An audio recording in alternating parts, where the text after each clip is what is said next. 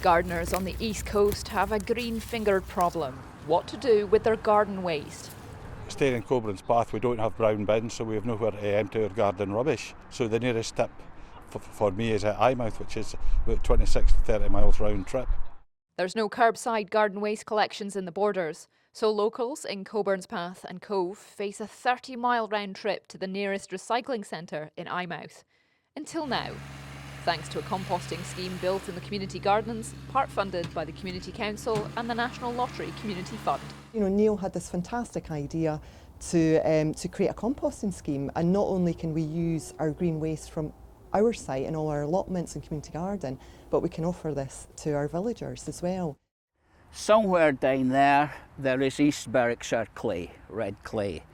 So what we're doing, instead of going downwards, we build up. But each year, to replenish the nutrients in the soil, we use compost, hence the compost scheme. So the new compost will actually enable you to add more onto here, which will benefit the allotments?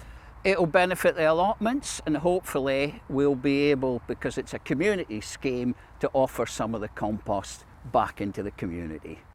It means garden waste stays local, fewer road miles, and the gardens get the chance to grow too.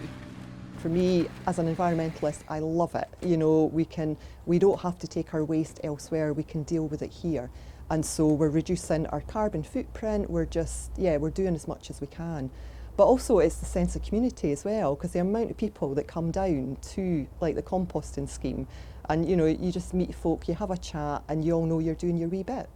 The efforts of people here have already been turning heads, even before the new composting scheme.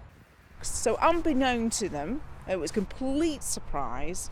I nominated them for one award, but then I was contacted by Scottish Borders Council and said, do you know what, do you think it would be all right if we put them up for 2 awards?